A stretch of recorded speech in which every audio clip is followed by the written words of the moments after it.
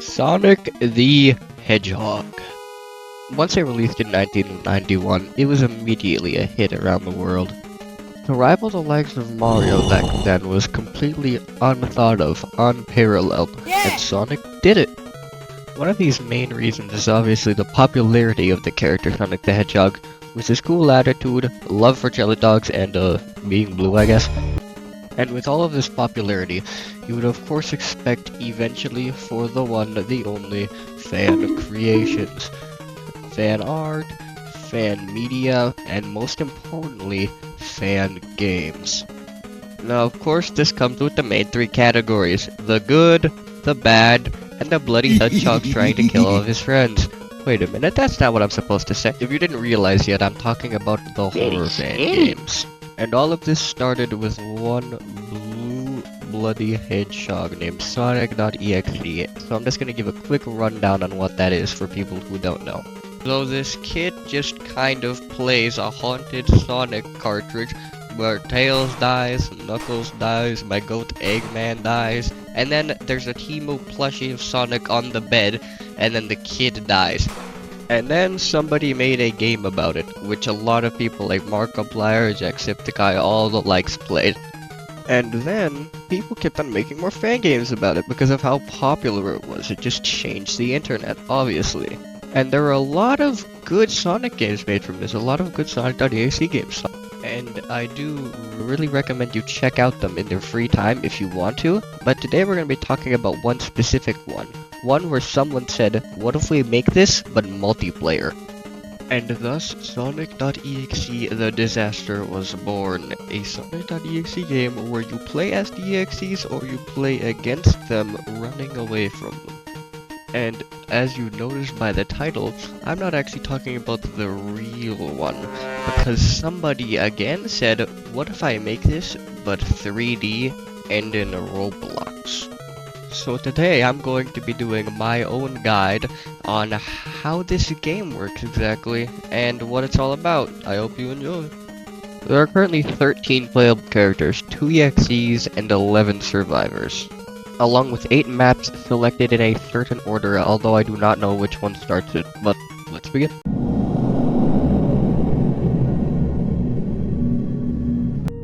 This level is called Hill. It's basically just Green Hill Zone, except they forgot the green at home or something.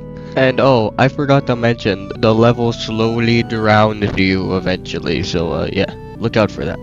And what I mean by that is in 80 seconds, the level starts to fill up with water. As you can see with the numbers on my screen, that is how long I have left to live unless I get out of the water. So yeah, pretty self-explanatory there. And the green ring you see shows up at the 80-second mark of every single level. That's when you can start to escape. This level is a reference to Tails and Green Hill Zone, the original Sonic EXE game, in which he finds a bunch of dead flickies and then Sonic at the end of it. And also, neat little thing about almost every map in this, except for I think Not Perfect and Base, is that there is a dead body, at least somewhere everywhere here. As you can see here, it's Tails crashed in the tornado. And another note is, if the character is currently being played, as you can see I'm playing Eggman, the other two people are playing Cream and Shadow, if Tails was being played, the body will not show up. Other than that, I think this is just an overall solid map. It's a good starting one, there's a couple of cool Easter eggs, and yeah, I don't really have much else to say about it, but it's fun.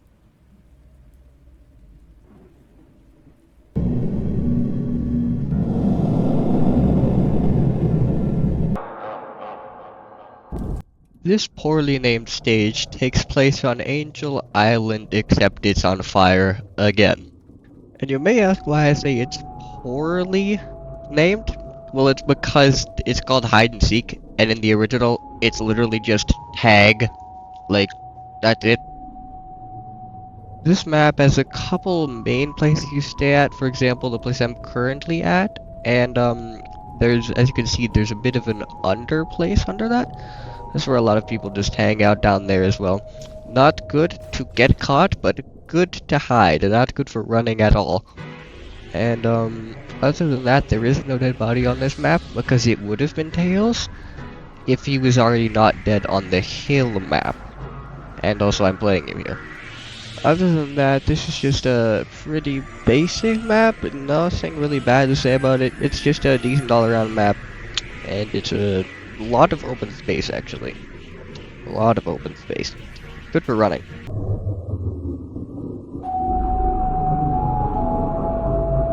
Hide and Seek Act 2, I think, takes place in a random cave on Angel Island, as this is based off of the Hide and Seek Act 2, I think, of Spirits of Hell, where Tails, as soon as he survives the first encounter, he just gets put down here in a cave with a bunch of boxes.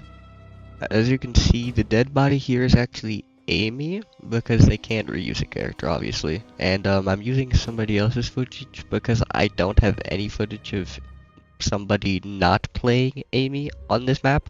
So, there's quite a big amount of places you can go in this map, such as right now, so you can stay elevated, you can go on the bridges, or you can go below. And then there's a third layer, and then also there's little boxes you can hide in. Other than that, this is a solid overall around map. It's pretty good, I'd say. Yeah, nothing really else to say about it. Let's just move on to the next one.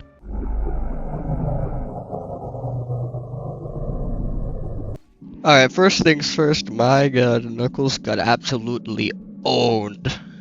Damn. Anyways, You Can't Run is based obviously on Scrap Brain Zone of Knuckles, that's why he's the dead body in this map.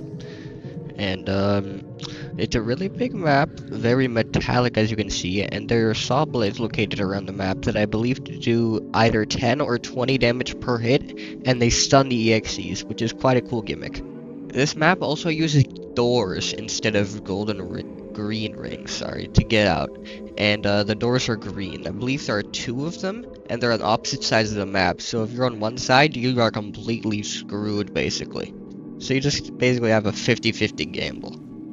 Other than that, this map is quite good. I do like it a lot. It is probably my favorite map out of the bunch because of how diverse it is and all the areas you can go to, all those buildings, and just how much effort is put into where the saw blades are placed and everywhere. Honestly, just a really good map. Let's move on to the next one.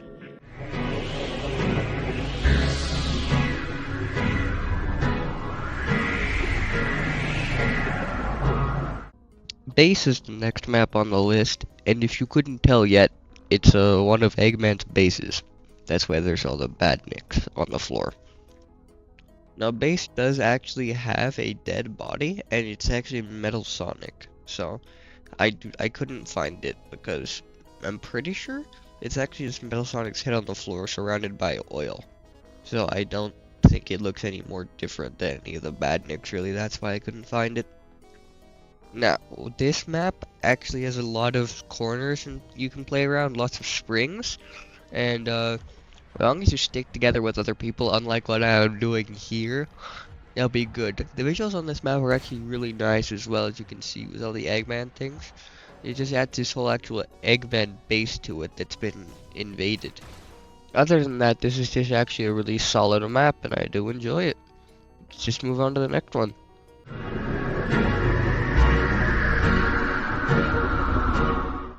On to my second favorite level, titled, that's it, it's just an ellipses, it's just 3 dots. Takes place in Eggman's castle, as you can see, like Eggman's base, except it's a castle now, I guess, and there's spikes for chandeliers for some reason, no idea why. No, yeah, I should explain this now. Those red rings on the floor, those basically, you touch them, your location gets revealed, but you become faster so you can outrun the EXE better.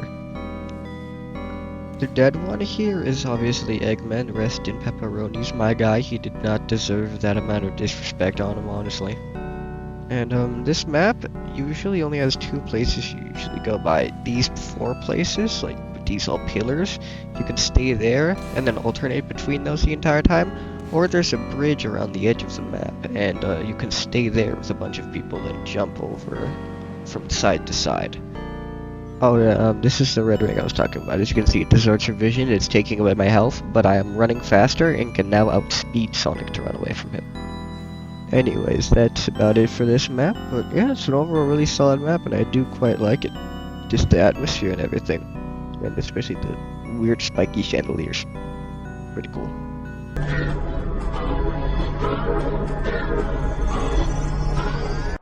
Along with being the newest addition to the maps, Not Perfect has to be the most unique one. And there's a very good reason for it. Because it's literally 2 maps. Yeah, you heard me right. It's 2 maps. You see, at a certain amount of time, it actually opens another different ring, which is white, and tells you to go to a different area. And if you don't, you actually start taking damage.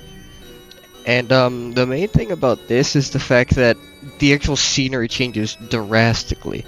This map's larger, while the other one is a lot more bleak red, and this one kind of disguises itself with all the goals and everything. That's the whole idea of Not Perfect. Not Perfect is meant to be Amy's map. There is once again no dead body here, as Amy's already found dead in Hide and Seek Act 2. And other than that, this map's actually quite on the smaller side for the maps. There's not relatively a place where people exactly stay. It's just kind of, they alternate on this one. And then, I've actually never really lived long enough into Not Perfect to kind of play as a survivor inside of the second map, because my god, the small amount of room here makes it really easy for the EXE to just go and kill you. And with that, we move on to our final map, and also probably the most liked map in the community.